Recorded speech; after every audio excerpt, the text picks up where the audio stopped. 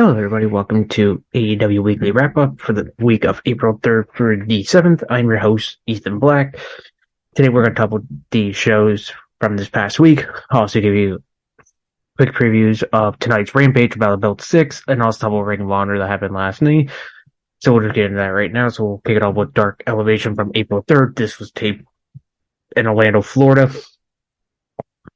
back on March 24th. Excuse me. So we'll kick off Action Drago on Nick Camarado. So Camarado throws his sucker at Andrade, then overpowers him for a bit. Andrade rolls through on a toss and hits a dropkick to the knee. Camarado stalls an Andrade, but Andrade lets it insecurity, then hits a hit scissors. Andrade tries to lift Camarado, but doesn't do anything. So he hits a dropkick. Camarado hits a tope suicida, but Andrade hits a tope suicida, but Camarado catches him and slides to the edge of the apron. Back in the ring, Camarado lands a few elbow draws. Andrade tries to fire him, but runs into a backbreaker for a 2 count. Some shots for Andrade, but Camarado catches him, hits a backbreaker for an 2 count. That works on the lower back, and then locks at a single leg Boston Crab. Andrade gets the ropes forced to rope break, and then lands him another enziguri before low bridging Camarado and tries for a tope suicida. But he's caught for this time. He slips free, and Camarado runs himself into the ring post. He could try to go for a split leg moonsault, gets back in the ring, but Andrade misses split leg moonsault, falls up with a whisper in the wind. Camarado catches Andrade and tries to go for snake eyes, but Andrade bounces himself out, kicks him, and hits a split leg moonsault for only a 2 count. Andrade gets laid up by a Camarado clothesline, followed by a back split into a backstabber for a 2 count. And then the end of the match ends with Andrade rolls him up for the win at 7 minutes and 58 seconds. Not a bad opening match to go up this week's Dark Elevation. I give this one 6 out of 10. Then we go to our second match. We had Sky Blue 1-1 and Angelina Risk. Excuse me, sorry. We start with some jaw jagging from Risk, and a Blue lays into her with some elbows. Tries to go for Skyfall early, but Risk avoids it. Knee from Sky Blue followed by modified sick kick for a 2 count. Angel avoids a corner charge and slams Blue down by the hair. Risk with the 619 for a 2 count. Sky comes back with insecurity and a kick from the apron, then goes to the top for a cross body. Tries to go for a super kick, but Angelina blocks it. Blue spins for hits a hit kick for a 2 count. Start trading elbows. Angel hits the edge of man for a 2 count, but Blue comes back with a super kick and then the Sky Fall for the win at 3 minutes and 37 seconds. This one wasn't too bad. It was 5 out of 10. Then we go to tag team match with the 2/3 of the Ring of Honor 6-man tag team Gates of Agony. That's Khan and Toy Leona. Go against the cool Huron. I do apologize if I did not pronounce that right. There's Leonis and Maximus. So Khan and Maximus start this matchup. Leona tags in, and so does Leonis. And again, I do apologize if I butchered that name. I do apologize. So Leonis goes for a short block, but Leona no-sells it. But when Leona does it to Leonis just no-sells the Toyo, hits a short block. Khan tags in, we get some double-team moves. Khan's with some stops and some punches. Khan grabs a chin lock. Leonis fights back with a chopper, ties the match for rounds while. Leonis takes back and hits a sliding North on Leona for a 1 count. Khan takes up Maximus, leaving Leonis alone for a couple clotheslines. Double back suplex to a face buster. Gets the win at 3 minutes and 19 seconds. This was okay. I give this one 4 out of 10. Then we go to the next match. Julia Hart defeating Kelsey Heather. So Julia Hart hits Heather with an elbow. Tracy Mullis and Hart slams her down. Suplex and then some punches. Back out from Julia. Then Heather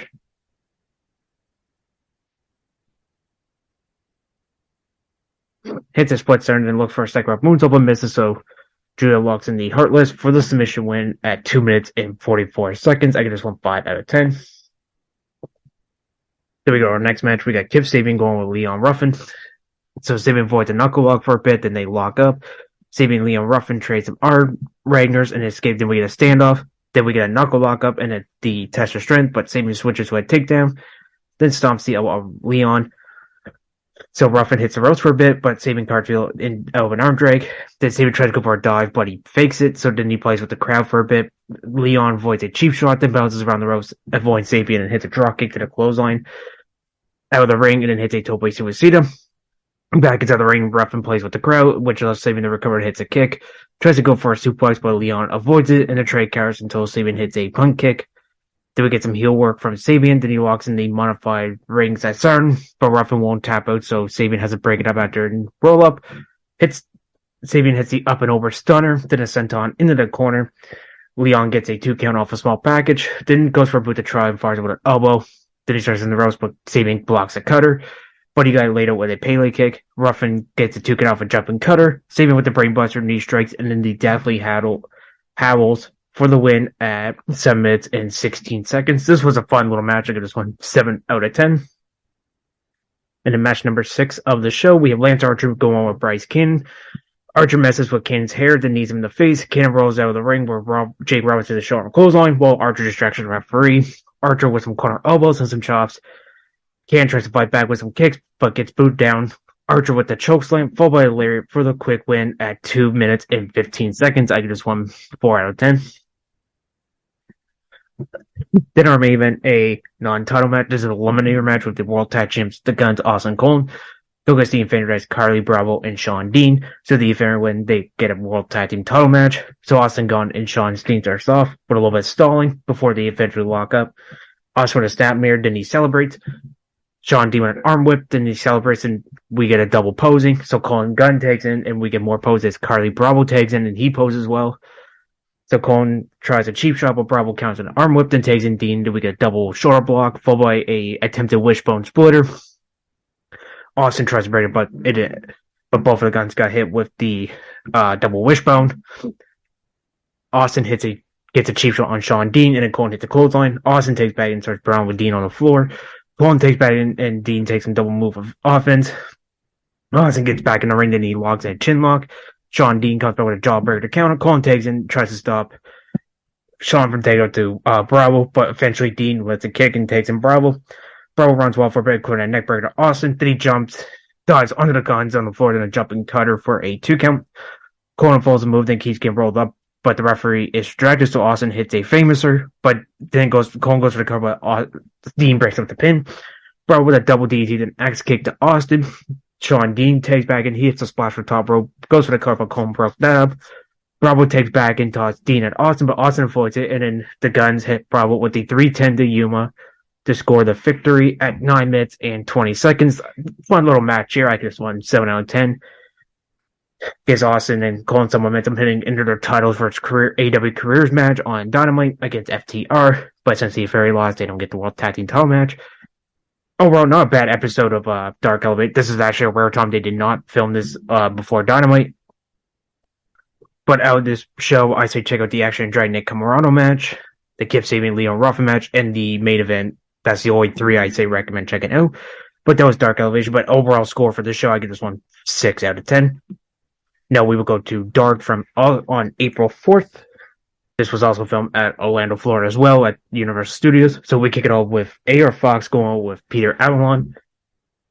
So Avalon does put the Fox midsection, falls over his right hands to his spine and body slam. Fox fires back with a boot before Avalon rolls to the outside. Fox goes over the top with a level Avalon, but tries to win the ring in and executes the later off the top rope. Excuse me. Fox trips Avalon by over his super kick. So the action spills to the outside for Avalon, hits a tope suicida. He throws Fox back in the ring, hits a crossbar off the top rope, falls with a pair of chops, but AR returns to favor. Avalon breaks the eyes, hits a snap suplex. He sits Fox on the top thermal, joins him up there, but Fox slips out of the way and gets behind Avalon. Avalon fights him up, looks for a moonsault, but AR rolls out of the way. He delivers a roundhouse kick and a pair of cutters, but Avalon catches with a Death Valley driver on the apron. Fox looks into top rope, looks for a 50 splash, but Avalon rolls out of the way and Fox lands on his knees. Avalon looks to roll him, but Fox reverses the fall. Avalon managed to pin Fox one more time, but Fox countered with one of the sticks to score the win at 5 minutes and 47 seconds. This was actually a fun little opening match to kick off this week's Dark. I just won 6 out of 10. Then our second match of the show with Willie Mack, one third of the expansion project San Pentago. So match over lock up, then Mack delivers a short down, delivers a chop and an arm drag, falls with a body, so another chop and hits a back heel kick for a 2 count. And then Luther hops on the apron. Mack clocks him, allowing Serpentico to attack from behind. Serpentico targets Mack's leg before Willie hits a back body drop. Falls with a lariat and a small drop. Mack kicks up, but his leg gives out. But he somehow managed to pull off a standing moonsault for a 2 count. Pentago climbs the top, hits a senton, and then falls with a dropkick to the knee of Willie. Looks for a crossbar off the middle, but Matt catches him, hits the power bomb for the win at 6 minutes and 43 seconds. I could just want 5 out of 10. Fun little match. Then we go to our third match. We got Leila goes with Amira. So Gray wastes no time. She drop kicks Amira into the corner. Several stomps, sends her hip boot, bounce off the top rope, falls with a suplex, puts in the midsection, but Amira gets a lariat in, but Gray just knocks her down with a facebuster for the win. I give this one 4 out of 10. And then we go to our tag team match. We got Ari Daivari and Tony Nese team to go with Jay Lucas and Teriyaki. So Nese and Yaki walk up, start this match start. Then Tony trips Terry, tags an Ari Daivari before they plant Yaki with a double suplex. Daivari with the knee to the midsection of Terry before Tony takes back in. Nese and Daivari fire right hands, and Daivari takes himself back in. They hit serious stomps, and Nese takes him back self in. So Jay Lucas finally tags in and fires some elbows on Nese, but Tony sends him in the corner. Daivari hit with a kick to the jaw. Nese comes back with an uppercut, sends him over to Daivari as he lays him out with a cutter for the win. I give this one 2 out of 10. Then we go to our next match. We got the Firm's Lee Moriarty going out and Fish's Cash. So, match starts with a lockup. Then Moriarty delivers an arm drag before they go back for a submission hold. Moriarty locks in full announce, but Cash escapes and trips more for a 2 count. They roll each other up, but more sneakily sneaks in a low blow. And then hits a leg clear for the win. At 3 minutes 29. So I give this one 4 out of 10 as well. Then we go to our next match. We got Evil Uno going on with Cesar Bononi representing the Wingman. This is the 6th match of the show. Evil Uno wastes no time to hit the boot to Bononi. The fires a series of chops. Bononi fires back with a gutbuster and a running knee for a 2 count. Bononi delivers a couple overhand chops, and they spill to the outside where Bononi delivers a knee. He sends Uno into the ring steps to get back in the ring. Uno fires up right hands before Bononi delivers a powerbomb. Uno responds with a boot and a chop that sends Bononi to the top turnbuckle face first. Hits a splash, Larry, and then a pile driver for the win at 4 minutes and 43 seconds. I give this one 5 out of 10 for a little quick match between Dark Order's Evil Uno and the Wingman. Then our 7th and final match of the show, we got Tony Storm representing the Outcast going with Kiera Hogan. Storm wastes no time. She sends Kiera into the corner, forces some stops, but Hogan comes back with zero forms, but Tony whips her into the corner. Kiera slaps Storm and executes a drop toe hold, double knees to the back of her neck, followed by a leg drop. Storm winds up on the outside, and Hogan delivers a tope suicida. And then she gets back in the ring and sends to the top rope. Tony pushes her up and delivers a hip attack that sends Hogan crash to the outside. Then meets her there and sends her climb to the ring steps, hits a chop and tosses her back inside the ring. Hogan delivers a few right hands to Storm's midsection, but Storm responds with a stomp and a pair of snap suplexes. She hits a hair whip, but Hogan delivers a splash and a hip attack in the corner. She follows with a drop kick and sends to the top rope, then hits a crossbody for a 2 count. And then kicks and grabs on her ankle. Hogan checks on, but Storm trips her and sends her to the middle turnbuckle face first. Then she follows with her DT, but Hogan hits a thrust kick and a neck breaker. Storm with a forearm and a drop hip attack, and then the Storm Steer for the win at 7 minutes and 18 seconds. I give this one 6 out of 10. It's overall not a bad episode. Dark, some matches, quick watch. I give this one overall score, I say 6 or 7 out of 10. And the one matches I recommend checking out are Ayer Fox with Pierre Avalon, William Matford's Pentago, and then the main event. That's the only 3 I recommend checking out, but that was Dark. I know we will go to Dynamite from April 5th. On April 5th, we're live from Long Island, New York at the UBS Arena. So we will kick it off with... So we were supposed to have Juice Robinson versus Ricky Starks. So Starks was doing his post on whatever. We heard the Bullet Club music, and then it was the music of Jay White. He surprised Starks, and he gets attacked both by Jay White and Juice Robinson. Both men abuse... Attack starts on the off stretch, starts on left, but numbers were too much, and Jay White lays in with the Blade Runner, and then Juice and Jay do some Bullet Club finger guns and stuff before leaving the ring, so this match was declared a no contest. And I can't give this one a ring because it never happened. But I'm glad Jay White is part of AEW. Second sign of that same day, because earlier in the day, Nigel McGuinness was signed to AEW, but I'll get to that announcement later. So backstage, we see Chris Jericho was interviewed by Tony Schiavone, and Jericho says he was happy to see Adam Cole back, but he took issue with Adam Cole's celebration with streamers and his girlfriend Britt Baker. Jericho said he disrespected Dino Garcia and punked him up by celebrating exclusively. Jericho says it showed a lack of respect, which caused Keith Lee to approach from an off-screen. He told Jericho that he was a poster child of disrespect and commented he had wars with Adam Cole that earned a mutual respect between the two. Lee then leaned in very close to Jericho and said he would teach him a thing or two about respect next week. The close examine. That sounds like a good match. So it's technically second match of the show, or official first. We have our first of 4 title matches. We have the trios up for grabs with the House of Black, Malachi Black, Brody King, and Buddy Matthews defending against best friends as international champ Orange Cassidy, Trimper, and Chuck Taylor. So Black and Brett start the matchup. They trade strikes. Brett lands a jumping knee, takes in Chuck Taylor. Malachi avoids a double team from Brett and Taylor, then makes a tag to the big man Brody King. King dominates the match with some power moves, makes a hot tag to Buddy Matthews. Taylor lands a kick and scrambles to the corner, taking Orange Cassidy. After some acrobatics, Cassidy went for the DT, but Matthews blocks it and gives him a snake eyes in the corner. So House of Black and best friends are in the ring. House of Black clears Beretta and Taylor to the floor. King splashes there into the barricade, and Cassidy caught attempt to dive and slams into the apron. Brad tried to dive on his own. He gets slammed on the apron. Black and Malachi and Buddy Matthews didn't pick up Beretta from the front shot for King, so we go to a commercial break.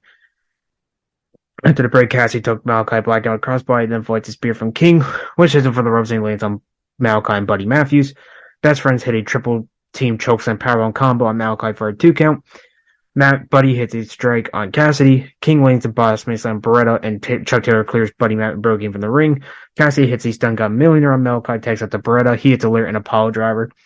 And then he hits one on Buddy Matthews. Tried to go for the third one on Brody King, but couldn't get him up. So Cassidy hits him with the orange punch. So he finally nailed the Apollo driver for a 2 count. After a couple of series of near falls, Taylor and Matthews with a ligament. Taylor tried to hit the soul food, but Buddy counters into it and hits the curve stomp for the win and to retain the trios title at 11 minutes and 38 seconds. I give this one 6 out of 10. Not a bad match. It's fun. It wasn't too bad, though. I'm glad House Black retained. Sorry, I lost my train of thought there for a sec. Then backstage, Christian Cage lets Luchas of the Smoky Room. We haven't seen Chris. That was the first time we've seen Christian Cage since Revolution when he lost to Jack Perry in that final burial match. Then we go to our second title match of the show. We have the women's title on. Jamie Hayter defends against Riho. So Riho brought Jamie Hayter on for a 2 count. Then lands a Hurricane for another 2 count. They trade pinfall attempts back and forth with a series of 2 counts. Jamie gathers herself and lands a series of shoulder tackles. Riho comes back with a drop kick. Hayter goes to the outside, collect herself, but Riho hits a crossbody from the top rope to the floor.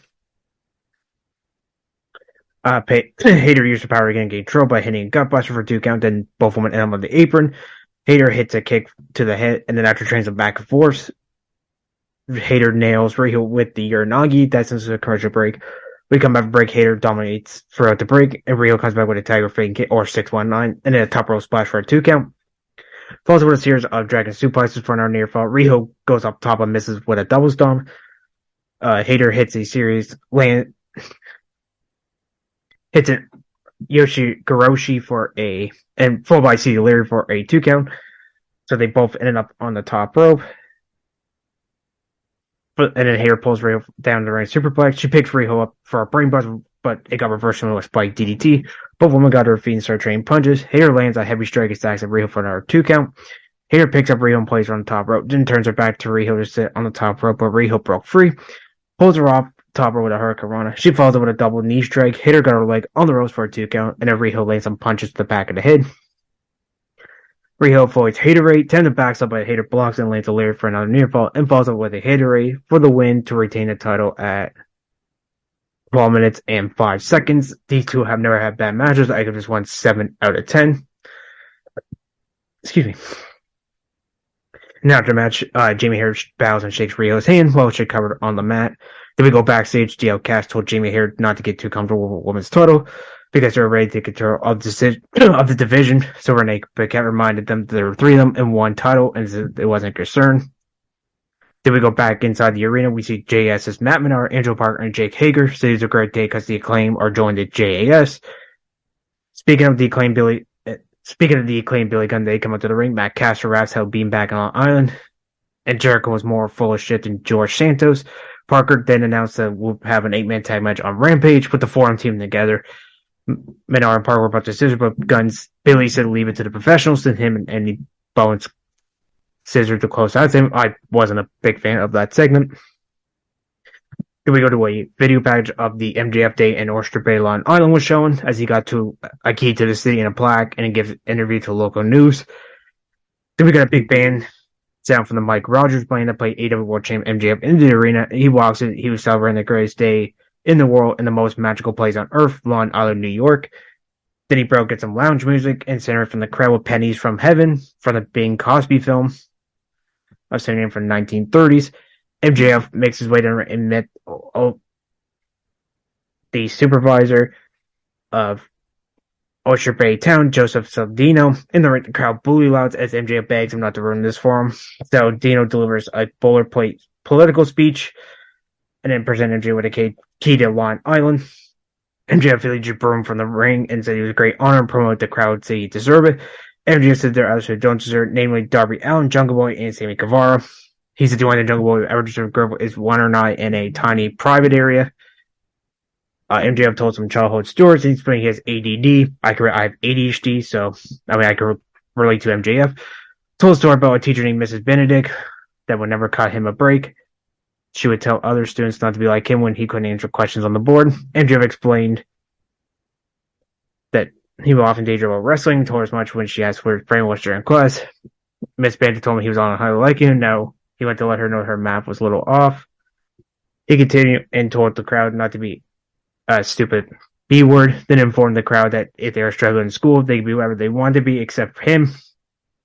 He made sure that he was only double Long Island kids because he hasn't talked to disgusting pores. MJF then offered to do an encore, but we see Jungle Boy in a disguise jump from behind, and Jungle Boy was getting booed on Long Island. If AEW officials separate him as we hear the music of Sammy Guevara, he makes his entrance for his match with Commander. Guevara picks up the MJF's world title off the ground and held it up. But then does the same thing to Jungle Boy. So we go to that match, and we got Sammy Guevara going on with Commander. The match starts off with Sammy Guevara and Commander trades some high-flying moves early on. Then Commander lands a springboard move, and Guevara hits a moonsault on the floor. That's in his commercial break. We come back from break. Commander walks ropes, hits a splash on Guevara on the floor. Then back inside the ring, he hits a Phoenix Splash for a 2 count. Commander walks back up, walks ropes again for a Shazar Purse, but Guevara got his knees up.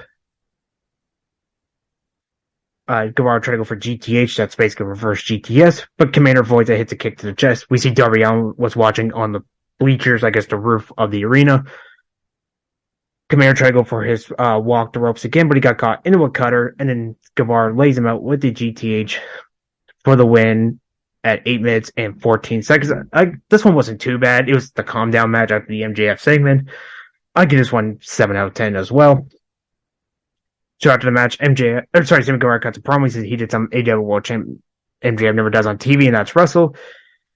He accuses MJF of being a fraud and not building any of the foundation of AEW instead of taking advantage of the others that did the work for him. He brought Cody Rhodes, Inner Circle with the Pinnacle, Warlow, and others. He said that he doesn't care if the crowd cheers or boos him. He loves AEW. He met his wife there, main event pay-per-views, and he's not going anywhere to close that segment. Then we go to our third title match of the show, the FTW title on one. Hook defends against the firm's Ethan Page. Hook grabs Ethan Page and hits a T-bone suplex. Page bails to the floor. Hook follows him and he got pummeled. Page sends him into the ring post in the barricade first, sends him back inside the ring. He taunts the Long Island crowd, try to go for a twist of fate, paying homage to Matt Hardy, but Hook blocks and hits one of his own. Then we see Isaiah Cassidy gets on the apron and Matt Hardy took the opportunity. Well, so they were just over the tug of war, and then Hardy cracked him in the head with the FTW title. Hook locks in the Red Rum for the end. Bryce Rum requests the referee, so he does the lifting arm 3 times, and it was over in a minute 58. I didn't really care. I do like Ethan Page. I like both men, but I didn't really care for this match. I get this one 2 out of 10. So after the match, Hardy left Isaiah Cassidy up the ramp. Hook follows them up there and fist bumps them once he got to them. So they will have a rematch on Rampage tonight, but I'll talk about that in the after this review. So we go backstage, we see the newest member of the broadcast team, Nigel McGuinness. He introduced Tony Khan for his announcement. Tony Khan mentioned the original All In show back in 2018 for the information at AEW. In that spirit, he announced a new version of AEW All In that will be taking place at Wembley Stadium in London, England on Sunday, August 27th. Then he brought Adam Cole to reveal the location, which had to be the Wembley Stadium in London. He said that there was going to be 100 years of Warner Brothers and 100 years of Wembley Stadium to close of that. It was actually a pretty good announcement. I'm glad England is actually getting, finally they're going to England. I seen on Twitter people are told what's going on with All Out. I believe they're still happening. I believe it's still happening in September, but we'll wait and see. Then we go to our trios match. We got Blackpool Combat with Jon Moxley, Ring of World Champion Claudio Castagnoli, who just came off a world title event against Eddie Kings at Supercard Honor, and Weird, who lost his pure title to Katsuyori Shibata, also at Supercard Honor. Go against three. So we didn't know who the three job. They never said the names, but on Cage Match, it was Aaron Rourke, Alvin Alvarez, and Brother Greatness. That's who the three men were. So this was a quick squash. Blackpool hits a power driver on the floor to one of the guys. They never said, so I didn't really know who they were, so I do apologize. Boston Crab on another one, and Yuta locks in the crossface for the quick submission win at a minute 10, 1 out of 10. Then after the match, Bryan Danielson gets in the ring with a microphone. He says he loved being home with his family, but he also loves professional wrestling. He loves Jon Moxley when he fish hooks people, Claudio when he uppercuts people, and Yuta when he stretches people, even though he's a little shit sometimes. Daniel said these guys look like the guys the EVPs will hire and call them amateurs. Then he calls Blackpool Combat Club the only professional wrestlers in the building.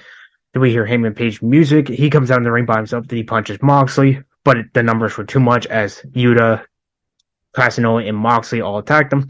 Danielson berated him while he was getting his butt whooped. He said he loved those guys and he was home, but he's teaching his kids a few things about fix up a house.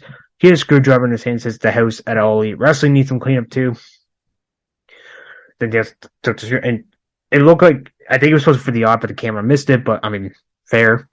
Who was screaming in pain. Danielson repeatedly screams amateurs and then calls Page one. He calls Blackpool Combat the only professional wrestlers in AEW and maybe American base on what he's seen this week. Take a shot at WWE there. And then they, as cover. Also, we go to the main event there. We have the Moshe Escobar runs down before the main event, but he didn't time this week. He taught to return to this match. So it's the titles versus AEW careers. It's Austin Cole defending against FTR, Dax Harwood, and Cash Wheeler. So if FTR loses, they obviously leave AEW. So Cole Gunn and Cash Wheeler start this match off. Battle was stalemate early on. Wheeler gains the advantage with a drop double and a leg drop. Dax Harwood takes and lands a few quick shots. Cole rolls to the floor to escape. Wheeler takes back in and takes a painful slide to the floor, but Guns avoid it. Guns took over the match with a double team kick and a lariat combo on Wheeler. They isolate him in the heel corner with some strikes and a choke that sends us to a commercial break. When we come back from break, Harwood got the hot tag. I'm actually a couple of near falls on Austin after DT and O'Leary. FTR try to go for the spike power jar, but Austin escapes and sends Dax to the floor. Wheeler was a legal man, and they match his spike power driver after reverse one on the corner. The Guns try to go for 310 to Yuma. It's basically a flapjack flatliner combination. Pretty much like the shower machine, only except the code breaker after it, it's the flatliner. But Wheeler blocks it. FTR, speaking of the shower machine, FTR does it. Austin goes to the car, but Cole pulls the referee from the ring. I actually thought that was going to be it. The Guns wanted to DQ while referee Paul turned it in bludge. Harwood and Austin trade up roll-ups and covers in the ring. Austin hits a low blow on Harwood, and the referee nearly DQ'd him, but Wheeler pleaded with Paul turned not to. So the referee agreeing the match continued after a few minutes of the tag titles flying in and out of the ring and repeat interference. Harwood goes to the top, tries to go for a hip block, but Austin nails it with the tag team title. Cover was made, and Harwood just kicked out at 2.9.